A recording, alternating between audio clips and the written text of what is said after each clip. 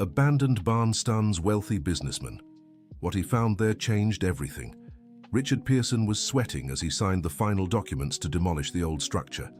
His new property in Aspen would be perfect for the luxury resort he planned to build, but first he needed to get rid of that barn standing in his way. That's when he heard the sound that made his heart race. A weak, pained whinny coming from inside the building he thought was completely empty. Richard hesitated for a moment, remembering the last time he'd heard that sound 15 years ago, when everything in his life had fallen apart.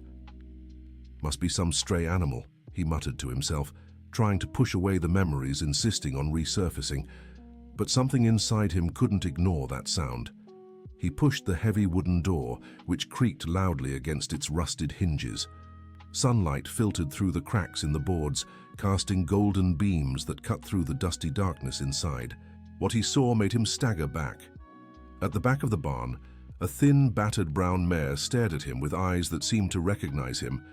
But it wasn't just the sight of the abandoned animal that shook him. Hanging from the mare's neck was a rusted metal tag with engraved numbers Richard knew by heart.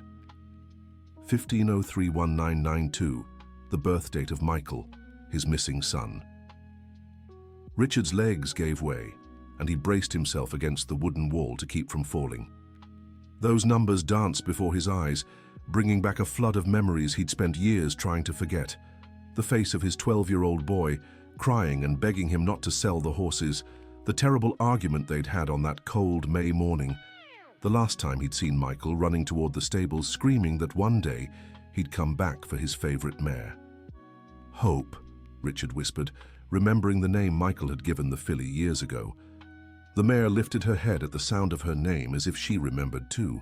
Her eyes, though weary with age and neglect, still held the special spark Michael had loved so much. Richard stepped closer, his trembling hands reaching out to touch the animal he hadn't seen in so many years. "My God, what have they done to you?" he murmured, noticing her protruding ribs and dull coat. That's when he realized he wasn't alone. A shadow moved in the darkest corner of the barn, and an elderly man emerged from the dim light. He was thin, in his 70s, dressed in simple work clothes and carrying a bucket of water. "You shouldn't be here," the man said hoarsely, though not threateningly. "It's still too early." "Who are you?" Richard asked, trying to hide the tremor in his voice. "What are you doing here?" "Name's Joseph. I'm the caretaker. Been looking after this place for 15 years. Richard eyed him suspiciously. He'd bought the property from a developer who claimed it had been abandoned for decades. No one had mentioned a caretaker. Caretaker? But this place was abandoned. Nobody told me about any staff. Joseph set the bucket down and approached the mare, who greeted him with familiarity. It was obvious the man had been tending to her for a long time. "I don't work for anyone, not officially. I get money every month to take care of Hope.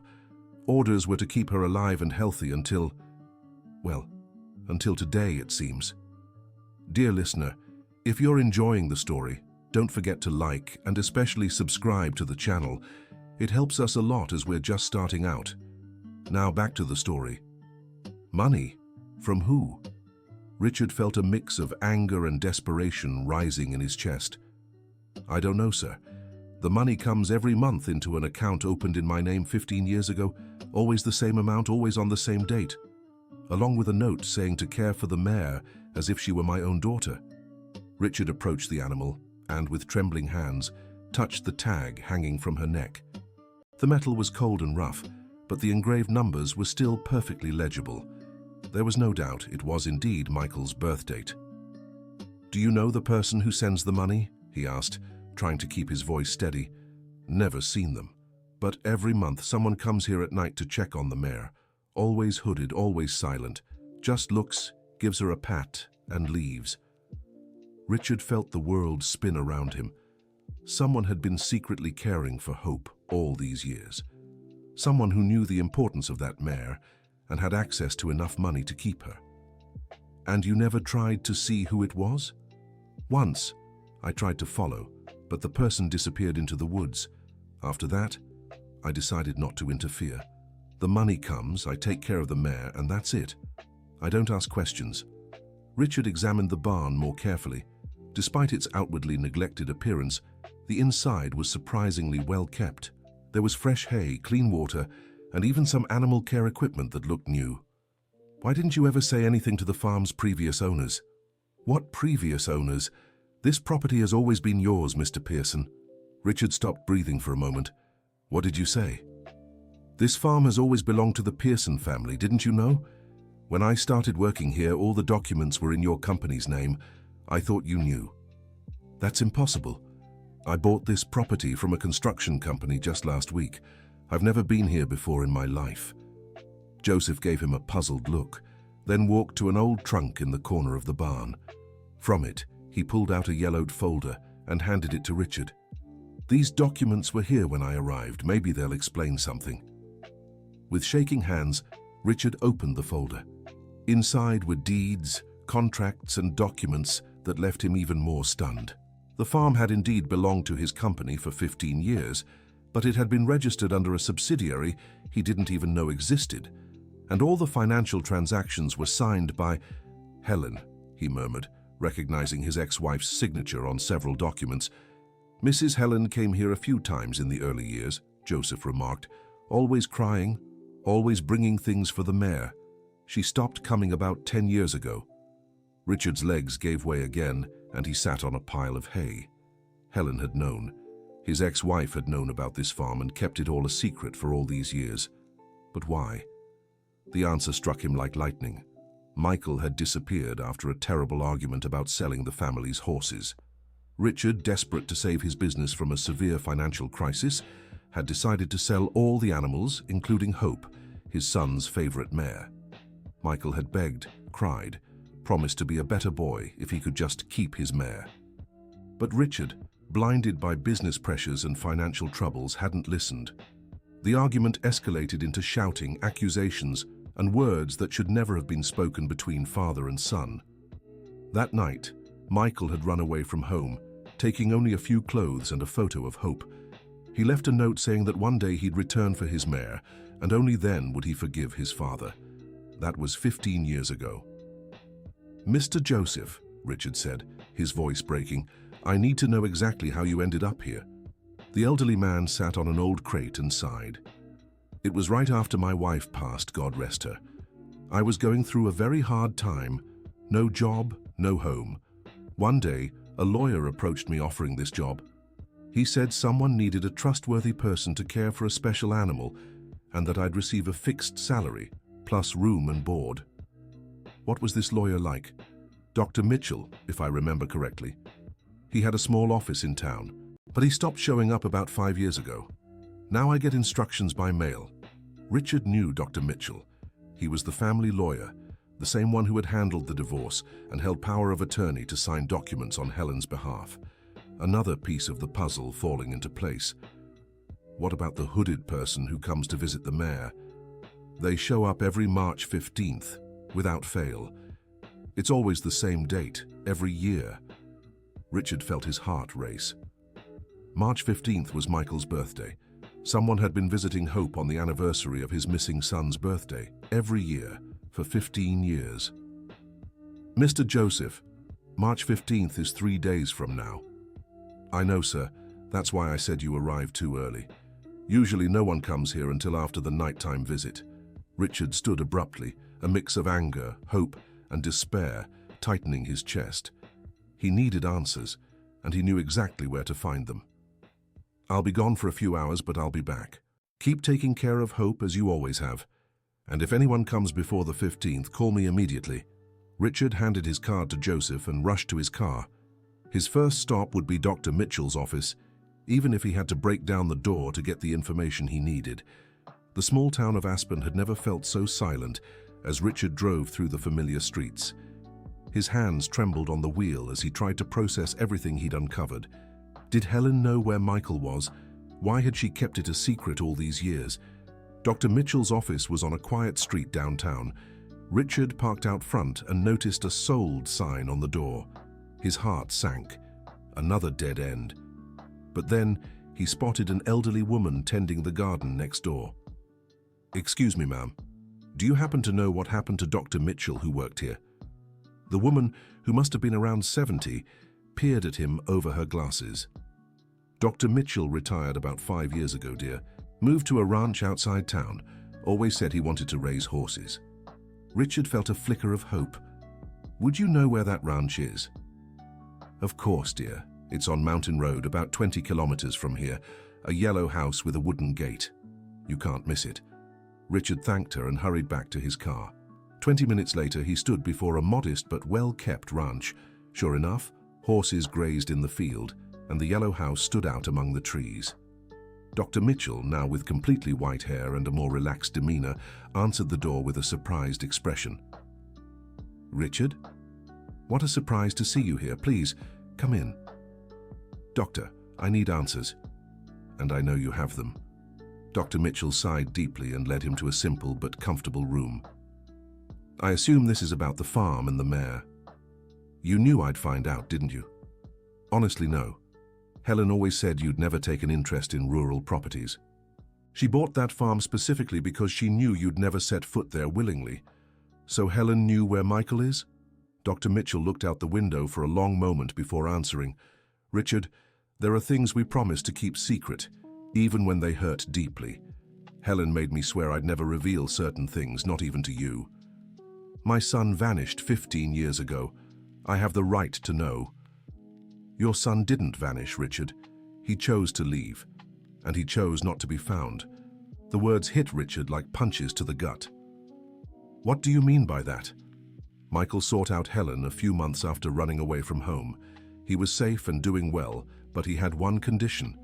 He didn't want you to know where he was until certain things happened.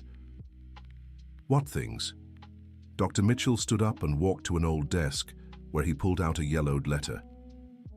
Michael wrote this for you 15 years ago. Helen asked me to give it to you only when you found hope. With trembling hands, Richard took the letter. The envelope had his name written in Michael's still childish handwriting. He took a deep breath and opened it. Dad, if you're reading this letter, it means you've finally found hope. I hope she's doing well. I know you must be angry, confused, and maybe even sad, but you need to understand why I did what I did. That morning, when you said I was just a spoiled boy who didn't understand anything about life, I understood more than you could imagine. I understood that you had chosen money over our family. I understood that I wasn't important enough for you to fight for our horses, our memories, our time together. I didn't run away to hurt you, Dad. I ran because I needed to find a way to live without carrying this pain in my chest every day. And I discovered I could, as long as I knew Hope was safe. She was always more than just an animal to me. She was proof that there were still pure and good things in the world, even when everything seemed to be falling apart. That's why I bought that farm with the money from the sale of the house you gave Mom in the divorce. That's why I hired Joseph to take care of her. That's why I visit her every year on my birthday. If you're reading this, maybe it means you've finally realized there are things more important than money. Maybe it means you're ready to talk man to man, not father to rebellious son. I'll be at the farm on my next birthday, like always. If you want to see me, wait for me there. But only come if you're ready to truly listen to me, because I couldn't bear another disappointment. With love and hope, Michael. Richard finished reading with tears streaming down his face. His hands shook so badly he almost dropped the letter. 15 years of guilt, 15 years of regret, 15 years searching for the son who had always known where to be found. Michael bought the farm? He asked, his voice breaking. With the alimony money and the sale of the house Helen got in the divorce. He was 17 when he did it, a boy caring for a mare as a promise of hope. And Helen knew everything? Helen met with Michael regularly. She was the one who helped me arrange everything so it would work without you knowing. She believed you both needed to grow before reuniting. Richard folded the letter carefully and tucked it into his shirt pocket, close to his heart. Where is he now? That I can't reveal, Richard. It was the agreement I made with him. But I can tell you he's become a man you'd be proud of. He studied, works hard, lives a good life, and he never forgot the promise he made to that mare. His birthday is in 3 days. I know. Richard left Dr. Mitchell's house with a mix of relief and nervousness he'd never felt before. For the first time in 15 years, he knew he'd see Michael soon. But he had no idea what he'd say when the moment came. Dear listener, if you're enjoying the story, Take a moment to like the video and especially to subscribe to the channel. It helps us a lot as we're just starting out. Now back to the story. Back at the farm, he found Joseph tending to Hope with the same care as always. The mare seemed livelier in Richard's presence, as if she too sensed that something was about to change. "Mr. Joseph, I need to tell you the truth about who I am and why I'm here." Richard told the whole story to the caretaker, who listened in silence, only nodding his head occasionally. "So, the boy who visits the mare is your son?" "What do you mean, boy? Michael is 27 now." Joseph looked confused. "Sir, the person who comes here every month looks about 15, 16 at most. I always thought it was strange, but—" Richard felt his blood run cold. If Michael was 27, who was the hooded figure visiting Hope? "Are you absolutely sure?" "Absolutely. It's a skinny boy, not very tall. He always brings apples for the mare and whispers things in her ear." A new possibility began forming in Richard's mind. What if Michael wasn't the only one involved in this story? What if he had a family? The next 3 days were the longest of Richard's life. He slept at the farm, helped Joseph care for Hope, and tried to imagine what reuniting with Michael would be like. But the mystery of the visitor's identity consumed him. On the night of March 14th, Richard barely slept. At every sound, he thought someone was arriving, but the night passed in silence. On the morning of the 15th, Joseph found him sitting beside Hope, stroking the mare's neck. "Nervous, sir?" "More than I can say, Joseph. What if he doesn't come? What if he changed his mind?" "He'll come, sir. Every year without fail. It's been 15 years now." Throughout the day, Richard tried to keep busy helping around the farm, but his mind was entirely focused on the impending meeting. Joseph had said Michael always appeared after midnight, so only a few hours remained.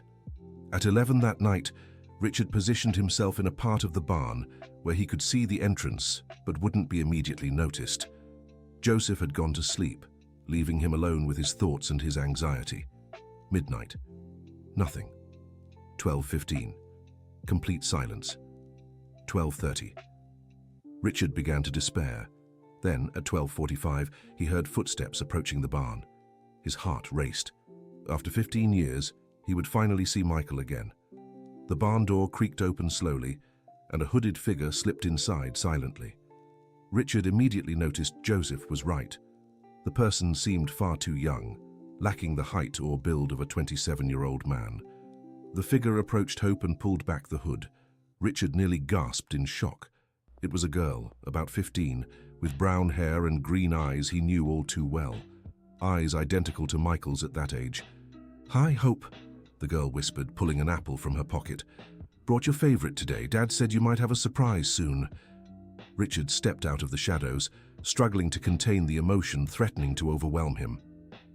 "Who are you?" he asked softly, not wanting to frighten her. The girl turned quickly but didn't seem scared. Instead, she studied him with curiosity. "You're Grandpa Richard, aren't you?" Richard's legs nearly gave out. "Grandpa? Michael had a daughter." "How did you—" "Dad showed me a picture of you, said we might meet here someday. I'm Sophie." Richard moved closer, as if in a dream. "Sophie, you're Michael's daughter?" "I am, and I know all about Hope and the fight you two had. Dad tells me every time I visit her. Does your father know you come here?" "Of course. He's the one who taught me the way and asked me to keep looking after Hope when he couldn't come anymore." "Why can't he come?" Sophie looked down sadly. "Dad had a work accident 6 months ago. Hurt his leg really bad. He still can't walk right, but he said if you ever showed up here, I should explain everything." Richard felt the world spinning around him. Michael was hurt, and he hadn't even known. "Where is he, Sophie? I need to see him." "He's at home waiting. He always hoped you'd come looking for him." "Can you take me to him?" The girl smiled, and Richard saw Michael in that smile. "Of course, Grandpa. But first you have to promise me something." "Anything. Promise you won't fight with Dad. He's been so sad all these years, even though he tried to hide it from me." Richard knelt before the granddaughter he'd just met. "I promise, Sophie. I just want to hug my son and ask for forgiveness for the mistakes I made." The house where Michael lived was only 15 minutes from the ranch. It was a simple but cozy place with a small garden and a porch where a few wooden chairs sat. "He's inside," Sophie said, pointing to the house. "He said if you came, you should just walk in without knocking." Richard walked slowly to the door, his heart pounding so loudly he was sure Michael could hear it from inside. He took a deep breath and stepped in. Michael was sitting in an armchair, one leg propped on a cushion. He'd aged, of course, but still had the same kind face Richard remembered. When he saw his father, his eyes filled with tears. "Hi, Dad," he said simply. "Michael." Richard could barely say his son's name. "I knew you'd find hope sooner or later. It just took longer than I expected." Richard moved closer, still unable to believe this was real. "Why didn't you ever come looking for me? Why did you let me suffer all these years thinking you'd disappeared?" "Because I needed to be sure you'd changed, Dad. Because I didn't want Sophie growing up watching her grandfather value money more than family." "And you thought I had changed?" Michael looked at his father with warmth. "The fact that you found hope and came looking for me instead of just selling the ranch tells me everything I need to know." Richard sat in a nearby chair, still trying to process it all. "How did you stay hidden all these years?" "It wasn't hard, Dad. I changed my name, moved to small towns, worked on ranches, taking care of horses. It was what I knew how to do, what you taught me before. Well, before everything went wrong." "And Sophie?" "Her mother left when she was little. She couldn't adjust to the simple life I chose. Since then, it's just been the two of us." Richard looked out the window and saw Sophie playing in the garden with a small dog. "She's just like you at that age. And as stubborn as her grandfather." Michael smiled for the first time. "Michael, I need to ask for forgiveness. For everything. For choosing money over family. For hurting you. For missing 15 years of your life. Dad, I forgave you a long time ago. Truth is, I understood why you did what you did. You were desperate, afraid of losing everything. But I was just a kid, I couldn't see that then." "But you bought that ranch. You kept hope alive all these years. Why?" Michael adjusted in his chair, careful not to strain his injured leg.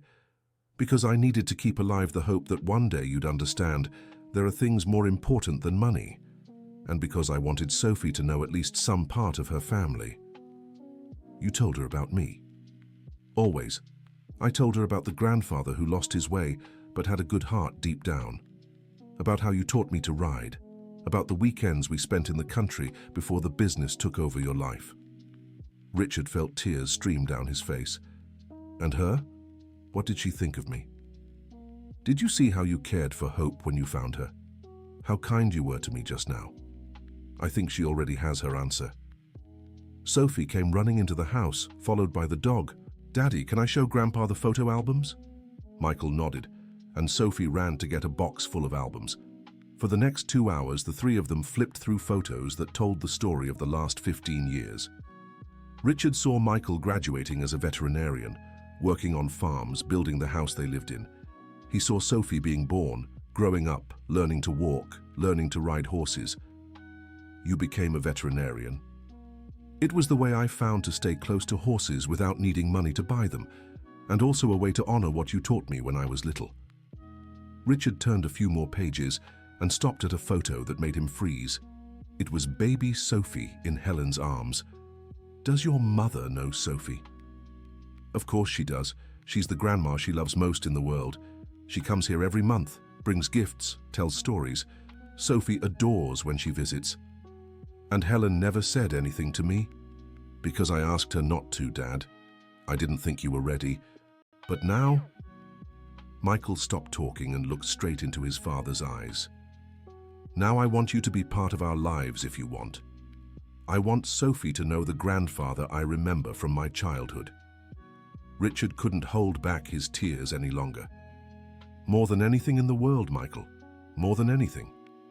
Dear listener, if you're enjoying the story, please take a moment to like and especially subscribe to the channel. It helps us a lot as we're just starting out. Now, continuing. The days that followed were the happiest Richard had known in a long time. He cancelled all his appointments, postponed all his business, and stayed at the farm getting to know his granddaughter and rebuilding his relationship with his son. Michael was undergoing physical therapy for his leg, and Richard insisted on paying for the best treatments available. This time Michael accepted his father's financial help, but with one condition: the money would also be used to improve the farm's facilities and turn it into a training center for children in the area. "I've always wanted to teach kids to ride horses," Michael explained, "but I never had the money to set up a proper place." "Then let's build the best riding school in the region," Richard replied without hesitation. Sophie was thrilled with the idea. She was an excellent rider herself and loved the thought of teaching other children. "Grandpa, are you going to come live here with us?" she asked one morning as the three of them tended to Hope. Richard looked at Michael, who nodded with a smile. "If you'll have me?" "Of course we will." Sophie jumped into his arms. "But you'll have to learn to do things the simple way. No butlers or chefs here. Everyone pitches in. It'll be the greatest joy of my life."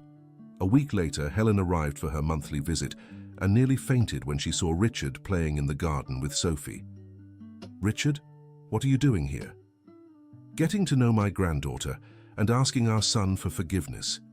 Helen looked from Richard to Michael, who limped over with the help of crutches. "It's okay, Mom. More than okay." "But how?" "He found Hope," Michael explained, "and understood the message." Helen began to cry and Richard stepped forward to hug her. "Thank you," he whispered in his ex-wife's ear, "for taking care of him all these years, for keeping our family together even when I couldn't. You've changed, Richard. I can see it in your eyes. 15 years is a long time to reflect on the mistakes we've made." That evening, the four of them had dinner together for the first time in 15 years. Sophie told stories about school.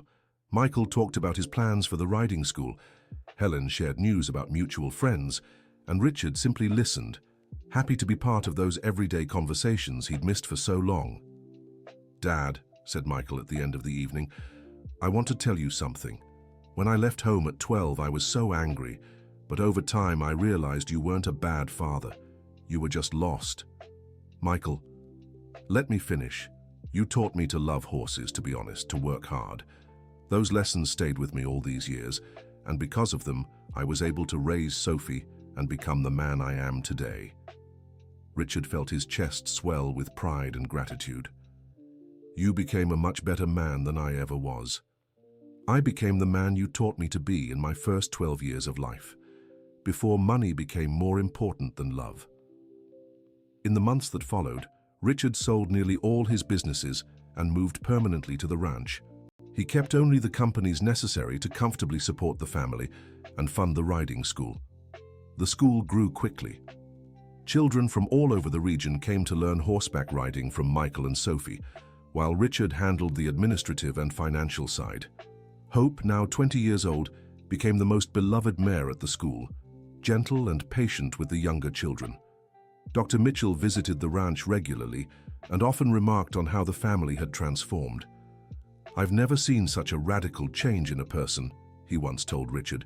"You seem like a completely different man." "Because I am a completely different man.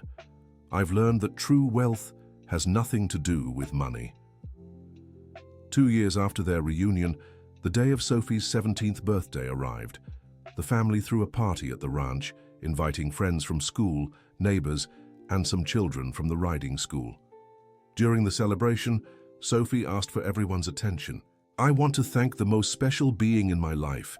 It's not my dad, not my grandma Helen, and not even my grandpa Richard. It's Hope." Everyone turned to look at the mare, grazing peacefully in the nearby field. "If it weren't for her, my grandpa would never have found my dad. If it weren't for her, our family would never have been reunited. She kept our love all these years, waiting for the right moment to bring us back together." Richard walked over to his granddaughter and hugged her. "Hope did more than that, Sophie. She taught me that some promises are too sacred to break, and that true love always finds a way to survive, even when everything seems lost." Michael joined them, leaning on his cane. "And she taught me that forgiving doesn't mean forgetting.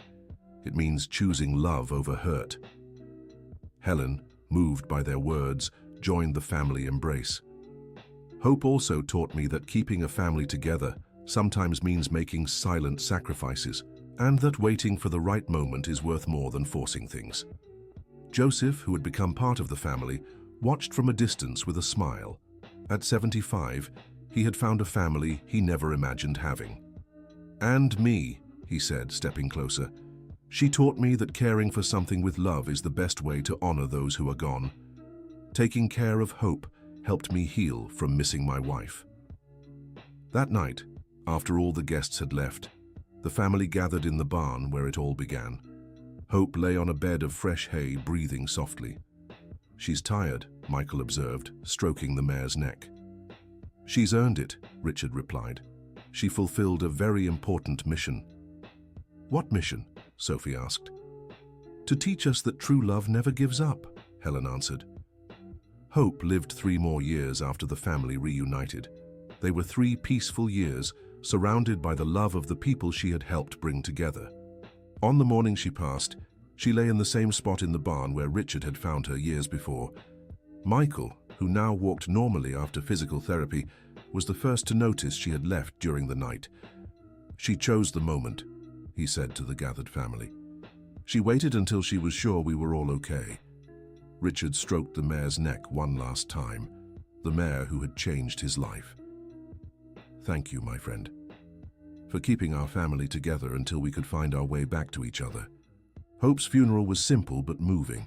The entire local community attended, including dozens of children who had learned to ride with her. She was buried in a special spot on the farm, beneath a tree where she loved to rest on warm afternoons. On a simple wooden plaque, Michael wrote, "Hope, the mare who taught a family to love again."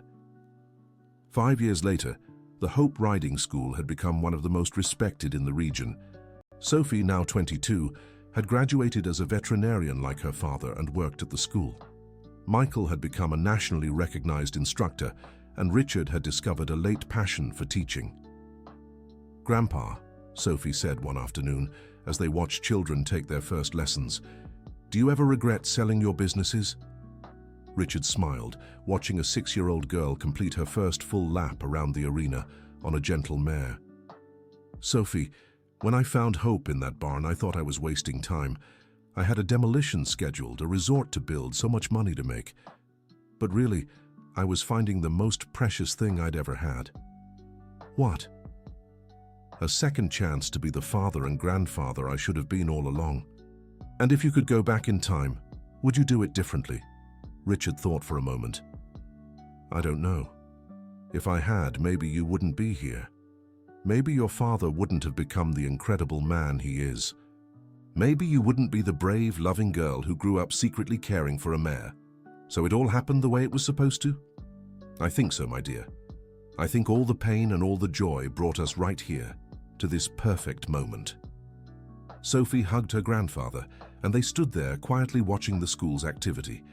In the nearby field, several mares grazed peacefully with their foals. Among them was a small brown mare, born on the farm and named Hope Jr. "Grandpa, Hope Jr. is pregnant," Sophie suddenly announced. "Really?" "Dad confirmed it yesterday. She's due in December." Richard smiled, thinking about life's cycles and continuities. "Have you thought of a name?" "Yes. If it's a filly, she'll be called Promise. If it's a colt, he'll be named Renewal." "Perfect," Richard said, his heart swelling with gratitude. "Absolutely perfect." That evening, during family dinner, Helen made an unexpected announcement. "I have a proposal for you all." Everyone stopped eating and looked at her. "What kind of proposal?" Michael asked. "I want to move here too, rent out my house in the city and settle on the farm." Richard nearly choked on his food. "Helen, are you sure? Life here is very different from the city." "I'm 65, Richard. I spent 15 years visiting my family once a month. I don't want to waste any more time." Sophie clapped her hands in delight. "Grandma, that would be wonderful. You could help with the beginner lessons. The kids adore you." "And I adore them," Helen replied. "Plus, I want to be here for Hope Jr.'s foal." Michael looked from Helen to Richard. "Do you two think you can live together peacefully?" Richard and Helen exchanged a glance and smiled. "We're grandparents now," Helen said, "and grandparents need to work as a team." "I completely agree," Richard replied. 3 months later, Helen moved to the farm. They built a small house for her next to the main one where she could have her privacy but still be close to the family. The adjustment was easier than anyone had imagined. Helen discovered she loved waking up early to help with the horses, and Richard found he could rely on his ex-wife to share the administrative responsibilities of the school. "You know what amazes me the most?" Dr. Mitchell remarked during one of his visits. "How you managed to turn a family tragedy into a love story." "We didn't turn anything," Michael replied. "We just allowed the love that was always there to find a new path." In December, Hope Jr.'s foal was born. It was a small, lively filly, the same chestnut color as her mother and grandmother. Sophie cried with emotion when she saw her take her first steps. "We'll call her Promise," Michael announced. "Why?" Richard asked. "Because she represents the promise that our family will never be torn apart again." Little Promise grew quickly and soon became the favorite of the children at the school. She was gentle like her grandmother Hope, but she had a youthful energy that was contagious. One summer afternoon, 2 years after Promise was born, Richard was teaching an 8-year-old how to brush her when Sophie came running with news. "Grandpa, I have something to tell you." "What is it, sweetheart?" "I'm engaged." Richard stopped what he was doing and looked at his granddaughter in surprise. "Engaged? To whom?" "To Matthew, the vet who's been working with us for 2 years. Richard knew Matthew well. He was a 25-year-old young man, dedicated, honest, and clearly in love with Sophie. "And what did your father say?" "I haven't told him yet. I wanted to tell you first." "Why?" Sophie hugged her grandfather. "Because I want you to walk me down the aisle." Richard felt his eyes fill with tears. "It would be the greatest honor of my life, Sophie." The wedding was set for the following fall right at the farm. It would be a simple outdoor ceremony with family, friends, and the entire local community in attendance. During the preparations, Richard realized how life had come full circle. 15 years earlier, he had been losing his family because of his obsession with money. Now, he was helping organize his granddaughter's wedding on a farm that had become the center of his happiness. "Dad," Michael said one morning as the two of them built a flower arch for the ceremony, "I want to thank you for something." "What?" "For letting me go when I was a child." Richard stopped working and looked at his son. "What do you mean?" "If you had chased after me back then, if you had forced me to come back, I never would have learned to be independent. I never would have discovered who I really was. And maybe I never would have truly forgiven you." "Michael, let me finish." You gave me the greatest gift a father can give his son, the freedom to grow and find my own way. And when I was ready, you were here waiting." Richard hugged his son, still struck by the wisdom Michael had gained over the years. "You've become a much better man than I ever was, Michael." "I became the man you always were deep down, Dad. You just needed to find yourself again." Sophie's wedding was one of the happiest days for the family. The ceremony took place in the same field where Hope used to graze, with the mountains of Aspen in the background and the renovated barn to the left. Richard, dressed in a simple but elegant suit, walked Sophie down the aisle lined with wooden chairs filled with over 100 guests. Michael, as the officiant, waited for them under the flower arch they had built together. "Who gives this woman in marriage?" Michael asked, following tradition. "Say your family who loves you more than words can express," replied Richard, kissing Sophie's forehead before placing her beside Matthew. During the celebration, which lasted well into the early hours, Richard danced with Helen, chatted with the guests, and watched his radiant granddaughter beside her new husband. "What are you thinking about?" asked Helen, sitting beside him during a break between dances. "I'm thinking about Hope. I wish she were here to see this." "Who says she isn't?" Helen pointed to the field where Promise ran freely. "She's in every horse on this ranch, in every child who learns to ride here, in every moment of joy our family shares." Richard followed Helen's gaze and saw Promise approach the fence as if wanting to join the celebration. "You're right. She is here." 2 years after the wedding, Sophie announced she was pregnant. The news filled the entire family with joy, especially Richard, who could hardly believe he'd become a great-grandfather. "What do you want the baby to call you?" Sophie asked during a family lunch. "Great-grandpa is fine," Richard replied. "How about G-Pa?" suggested Michael. It's more affectionate. G-Pa Richard. Sophie tested the name. I like it. And can I be G-Ma Helen? Asked Helen. Of course, G-Ma Helen and G-Pa Richard. During Sophie's pregnancy, the whole family rallied to care for her. Richard renovated one of the ranch houses so she and Matthew could live more comfortably. Michael adjusted the school's activities so she could work without overexerting herself, and Helen took over the beginner lessons for younger children. The baby arrived on a sunny spring morning, a boy named Michael, in honor of his grandfather. Little Michael, or Mike as he was soon called, brought a new energy to the ranch. "Look at this," said Richard, holding his great-grandson for the first time. "Another Michael for our family. And I hope this one doesn't disappear for 15 years, joked Michael the father. "This one will grow up here surrounded by love and horses." "No reason to run away," Richard replied, gazing into the baby's small, curious eyes. Mike grew up on the ranch as a truly free child. He learned to walk among the horses, recognize each animal's sound, and care for and respect nature. By 3, he was already riding Promise with G-Pa Richard's help. "G-Pa," he asked one afternoon as they brushed Promise together, "why did you live far away from us before?" Richard paused, surprised by the boy's question. "Who told you I lived far away?"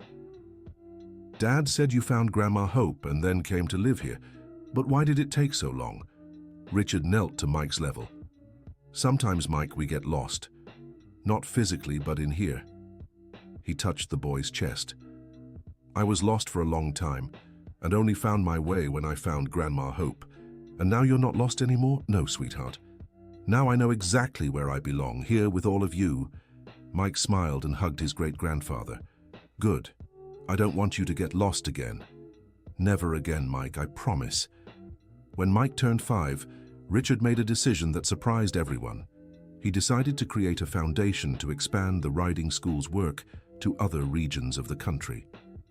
"I want other families to have the chance to connect through horses like we did," he explained during a family meeting.